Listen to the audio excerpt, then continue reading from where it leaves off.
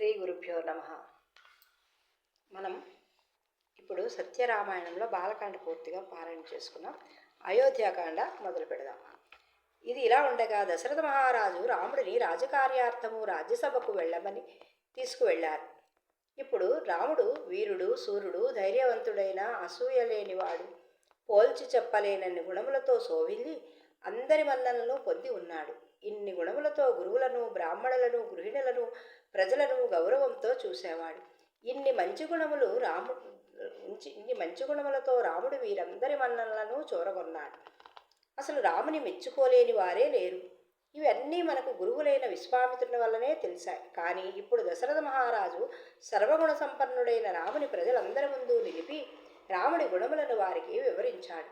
ప్రజలంతా రాముని గురించి ఎలా అనుకుంటున్నారో తెలుసుకోవాలని చెప్పాడు.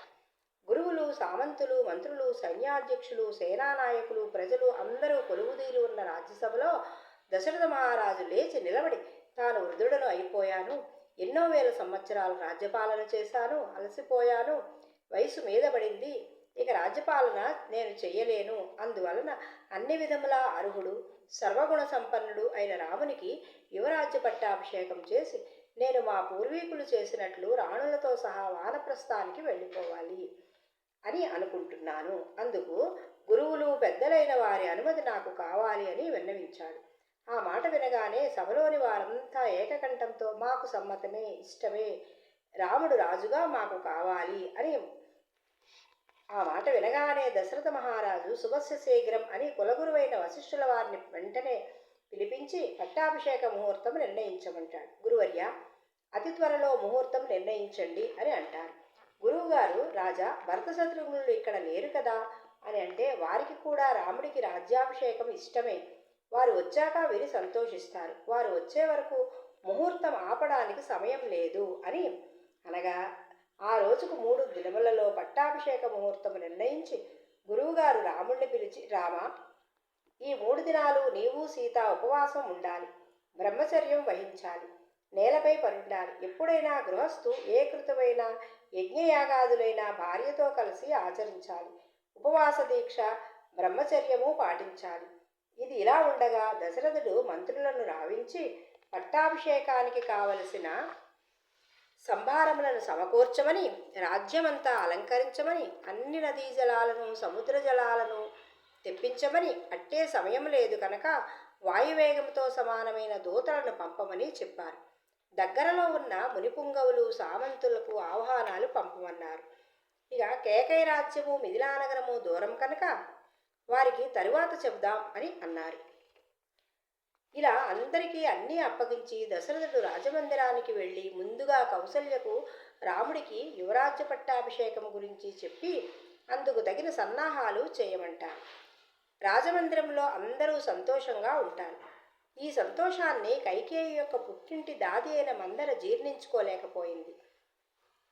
ఏమిటి, రాజమందిరంలో ఇంత సంతోషానికి కారణం ఏమిటి అని చెలికత్తలను అడగగా, ఆమె, రేపు కౌసల్యాదేవి గారి కుమారుడైన రామునికి యువరాజ్య పట్టాభిషేకం జరుగుతోంది, అందుకోసమే ఈ సన్నాహాలు అన్నీ అని చెప్తారు. ఆ మాట వినిన మందర మనసులో అగ్నిగుండాలు చెలరేగుతాయి. ఆమె గబగబా కైకేయి మందిరానికి వెళ్ళి, అమ్మ, నీకు ఈ విషయం తెలుసా అని అడుగుతుంది. అంత కైకేయి, ఏ విషయమే, అంత సంతోషమైన విషయమైతే వెంటనే చెప్పు, నీకు మంచి బహుమానం ఇస్తాను. అదేమిటి మందర, ఈ విషయం ఏమిటో చెప్పు అని అనగానే, నీ సవతి కొడుకు అయిన రామునికి యువరాజ్య పట్టాభిషేకం రేపు చేస్తున్నారు. ఆమె రాజమాత అవుతుంది. అప్పుడు వారంతా మనపై అధికారం చలాయిస్తారు. నా రాముడికి రాజ్యాభిషేకమా, ఎంత శుభవార్త. అవును, అందరికీ శుభవార్తే, నీకు నాకు తప్ప. ఎందుకే అలా ఉడుక్కుంటావు, నువ్వు చిన్నప్పటి నుంచి అంతే, ఎవరైనా సంతోషంగా ఉంటే చూడలేవు. అవునవును, నన్నే అను. నీ భర్త, నీ పుత్రులు నీకు ఎప్పుడూ మంచివారే, అన్ని విషయాలు నీకే ముందుగా చెప్పే నీ భర్త ఇంత గొప్ప సంతోషకరమైన వార్త ముందుగా తెలుపక తన పెద్ద భార్యకి విన్నవించగా, ఆమె చెలికత్తెలు వచ్చి నా దగ్గర వారి రాజసాన్ని వలకపోసుకున్నారు. సరేలేవే, వాళ్ళు చెప్పారనా, మహారాజు గారు రాజకార్యాల్లో పడి మనకు ముందుగా చెప్పలేదు, ఇప్పుడు వచ్చి చెబుతారు కదా. రాముడికి పట్టాభిషేకం అంటే నాకు ఆనందమే కదా. అది మహారాజుకు తెలుసు, అందుకే నెమ్మదిగా తెలియచేస్తారు అనేసరికి మందర ఇలా అంటుంది. అమ్మ, నువ్వు వెరిబాగులు దానివి. రాజమందిరాలలో రాజు తర్వాత తమ్మునికి రాజ్యం రాదు, రాజకుమారునికే రాజ్యం వస్తుంది. రాజు తల్లే రాజమాత అవుతుంది. అందుకే ఆమెకే రాజమర్యాదలన్నీ జరుగుతాయి. పిరతల్లి తమ్ముళ్ళు అంతా సామాన్య మానవులే. నువ్వు ఎప్పటికీ రాజమాతవు కాలేవు, నీ కొడుకు రాజు కాలేడు. ఈ పలుకులు వినగానే కైకేయి మదిలో కొంచెం సంకోచం కలిగింది. అప్పుడు నాకు అవునవును, నాకు ఇప్పుడు అనుమానం వస్తున్నది. నా భర్త ఏ విషయమైనా ముందుగా నాకే చెప్పే ఇతరులకు చెబుతాడు. ఇంత పెద్ద విషయం ఇంతవరకు నాకు చెప్పలేదే. ఇందులో ఏదో అనుమానించవలసింది ఉంది. ఇప్పుడు నేనేం చేయాలో చెప్పు మందరా అని అడిగింది. అప్పుడు నేనేం చెప్పనక్కర్లేదు, నువ్వే ఆలోచించు. ఇదివరకు మహారాజు నీకు ఒక వాగ్దానం ఇచ్చారు కదా, అది గుర్తుకు తెచ్చుకో అని అనగానే కైకేయి వెంటనే అవునవును, దేవాసుర సంవాదంలో నేను మహారాజుకి యుద్ధంలో చేసిన సహాయానికి 2 వరాలు ఇస్తాను, కోరుకోమన్నారు. అవి నేను అవసరం వచ్చినప్పుడు అడుగుతాను అన్నాను. ఇప్పుడు వాటి అవసరం వచ్చింది, అడుగు. మొదటిది భరతునికి పట్టాభిషేకము, రెండవది రాముడు 14 ఏళ్ళు అరణ్యవాసము అని అనగానే కైకేయి సరే, మహారాజు గారు వస్తే నేను అలక గృహంలో ఉన్నాను అని పంపించు అని అన్ని ఆభరణములు తీసేసి నేల మీద విసిరేసి కళావిహీనమైన ఒక వస్త్రం ధరించి ఎటువంటి సౌభాగ్యములు లేని దాని వలె అలక గృహానికి చేరినది కైకేయి. వాల్మీకి మునీంద్రులకు ఇది అంతా రాముడు అవతారం యొక్క విశేషముల గురించి దశరథ మహారాజు ఎంత తొందరపడి రామపట్టాభిషేకం చేద్దామని అనుకున్నా మందర ద్వారా దీనికి విఘ్నం కలిగించి కైకేయి ద్వారా వరాలను కోరబడి రాముడిని అరణ్యవాసం పంపించి రాక్షసంహారం చేయించి రామావతార ప్రయోజనాన్ని తెలియజేయడానికే అని తెలుసు. కానీ దశరథునికి ఇది తెలియదు.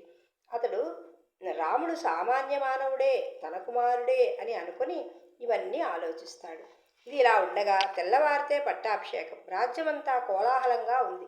విద్యుత్ దీపకాంతులతో ఎంతో శోభాయమానంగా నింగినున్న ఆ తారలు నేల మీదకి దిగాయా అన్నట్లుంది అయోధ్యానగరం అంతా. కానీ ఒకవైపు అమావాస్య నిషీధి వలె గాఢాంధకారముగా ఉన్నది. అదే కైకమ్మ మందిరం. మహారాజు కైకమ్మ మందిరానికి వెళతాడు. బయట నుండే చీకటిగా ఉన్న మందిరాన్ని చూసి కైకా, ఏమిటి నీ మందిరమంతా చీకటిమయమై నిర్జీవంగా ఉంది? రాజ్యమంతా రేపు పండగ, మన రామునికి రేపు యువరాజ్య పట్టాభిషేకం, నువ్వు ఎక్కడ ఉన్నావు అని అంటూ మందిరంలోకి ప్రవేశించిన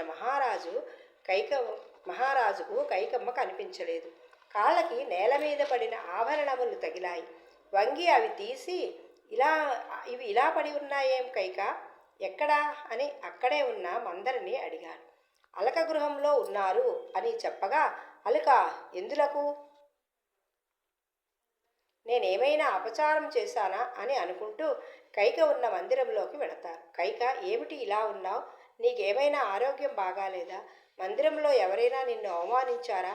నీ సవతులు ఏమైనా అన్నారా? నేనేమైనా తెలియక అపచారం చేశానా? రామునికి యువరాజ్య పట్టాభిషేకం కదా, ఆ పనులలో పడి నీ మందిరానికి రాలేకపోయాను. ఈ విషయం మంత్రులతో అందరికీ కబురు పంపించి నేనే స్వయంగా నీకు చెబుదామని ఇలా వచ్చాను అని అనగానే, అవునవును, అందరికీ తెలిసాక ఇప్పుడు నాకు చెప్పడానికి వచ్చారు. ఎంతో ప్రేమగా చూసి ఏ విషయము ముందు నాతో చర్చిస్తే గాని ఎవరికీ చెప్పని మీరు ఇంత పెద్ద విషయం ఈరోజు మీరు నాకు చెప్పకపోతే రేపు నా సవతులు, వారి కుమారులు, ప్రజలు నాకేమైనా చెప్తారా? నన్ను ఏమైనా గౌరవిస్తారా? నేను ఎవరికీ పనికిరాని దాన్ను అని నిష్ఠూరాలు ఆడుతుంది కైకేయి. ఆ మాటలు విని రాజు రామునికి నువ్వంటే చాలా ప్రీతి, అలా ఎందుకు జరుగుతుంది?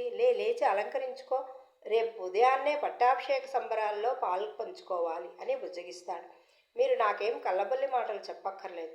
నాకు మీరు ఈ ఏర్పాట్లు ఎందుకు చేశారు? నాకు ముందుగా ఎందుకు చెప్పలేదు? నా కుమారునికి అన్యాయం చేయడానికి కాకపోతే ఇంకెందుకు? అందుకు నా వరాలు నాకు ఇప్పుడే ఇవ్వండి కైక. వాటి అవసరం ఇప్పుడేం వచ్చింది? తరువాత చూద్దాంలే, ఇప్పుడు మనకి ఎన్నో పనులు ఉన్నాయి, అవన్నీ జరగని అని అనగానే కైక గంభీర స్వరంతో, నాకు వరాలు ఇప్పుడే ఇవ్వాలి, తరువాత మీరు ఏ పని చేసినా అని అనగానే మహారాజు సరే అయితే అడుగు ఏమిటి అని అవి అని అంటారు. కైకమ్మ ఇలా అడుగుతుంది. మొదటిది భరతునికి పట్టాభిషేకము, రెండవది రాముడు 14 ఏండ్లు అరణ్యవాసం. ఇవే నా 2 వరాలు. రేపు ఈ పట్టాభిషేక ముహూర్తానికే రాముడు వనవాసం వెళ్ళాలి. భరతుడు వచ్చాక భరతునికి పట్టాభిషేకం చెయ్యాలి.